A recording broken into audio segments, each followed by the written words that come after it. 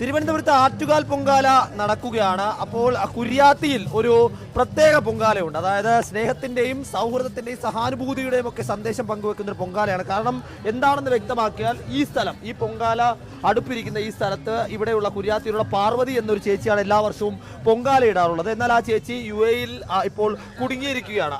ഈ പൊങ്കാല ഇടാൻ വേണ്ടി വിമാനത്താവളത്തിലേക്ക് എത്തിയപ്പോൾ ഇസ്രായേൽ ഇറാൻ സംഘർഷത്തെ തുടർന്ന് അവിടെ വിമാന സർവീസുകൾ നിർത്തലാക്കുകയും ഇങ്ങോട്ടേക്ക് വരാൻ സാധിക്കാതാവുകയുമായിരുന്നു. തുടർന്ന് ആ പാർവതിയുടെ ഭർത്താവും ബന്ധുക്കളും അതോടൊപ്പം തന്നെ ഈ കാണുന്ന ഒരു കൂട്ടം പൗരസമിതിയിലെ ചേട്ടന്മാരും ചേർന്ന് അവർക്ക് വേണ്ടി ഇപ്പോൾ ഇവിടെ ഈ പൊങ്കാല ഇട്ടിരിക്കുകയാണ്. ആ ഒരു സ്നേഹത്തിന്റെ കാഴ്ചയാണ് നമ്മൾ കാണുന്നത്. എങ്ങനെയാണ് ഇത്തരത്തിൽ ഒരു പൊങ്കാലയിടാൻ പാർവതിക്ക് വേണ്ടി തീരുമാനിച്ചത്?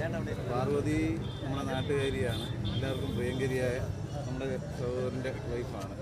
അപ്പോൾ അവരിവിടെയാണ് പാർവതി എല്ലാ വർഷവും പൊങ്കാല ഇടുന്നത്. ഇത്തവണയും പൊങ്കാല ഉത്സവത്തിൽ പങ്കെടുക്കാൻ വേണ്ടി UK-യിലാണ്, IT പ്രൊഫഷനിലാണ്. UK-യിൽ നിന്ന് തിരുവനന്തപുരത്തേക്ക് വരുന്ന വഴി ഈ യുദ്ധം കാരണം എയർപോർട്ട് അബുദാബിയിൽ പെട്ട് കിടക്കുകയാണ്. ദിവസങ്ങളായിട്ട് അബുദാബി പെട്ട് കിടക്കുകയാണ്. നാട്ടിലെത്തിക്കാനുള്ള യാതൊരു നടപടി ആരും സ്വീകരിച്ചിട്ടില്ല എന്നുള്ളതാണ്. തിരുവനന്തപുരത്ത് ഒരുപാട് പേര് ഇപ്പോൾ നമ്മുടെ വിദേശത്ത് എയർപോർട്ടുകളിൽ കുടുങ്ങി കിടക്കുകയാണ്. പൊങ്കാലയ്ക്ക് വേണ്ടി മാത്രം വന്നതാണ്. പൊങ്കാലയ്ക്ക് വേണ്ടി മാത്രം വന്നതാണ്. എല്ലാ വർഷവും ഇവിടെ പൊങ്കാല ഇടുന്നതാണ്. പാർവതിയുടെ ഹസ്ബൻഡാണ് ഇവിടെ ഇരിക്കുന്നത്, ഹരീഷ്.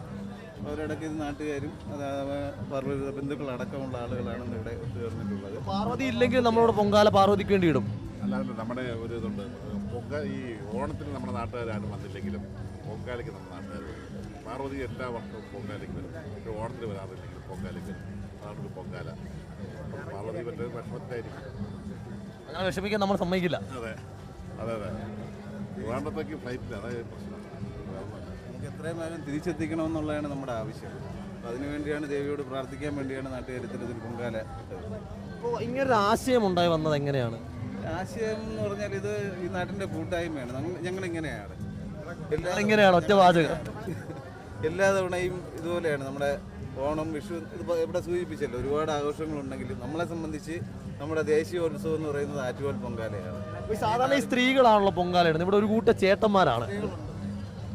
നമ്മളാണ് ഇത്തവണ പാർവതി ചേച്ചിക്ക് വേണ്ടി പൊങ്കാല ഇട്ടത്. അപ്പോൾ പാർവതി ചേച്ചി എത്താൻ കഴിയാത്തതിന് വളരെ ദുഃഖമുണ്ട് നമുക്ക്. കാര്യം തിരുവനന്തപുരത്തുള്ളവരെ മാത്രം ഇങ്ങോട്ട് കയറ്റി വിട്ടിട്ടില്ല എന്നുള്ളത് ഭയങ്കരമായ ദുഃഖമുണ്ട്.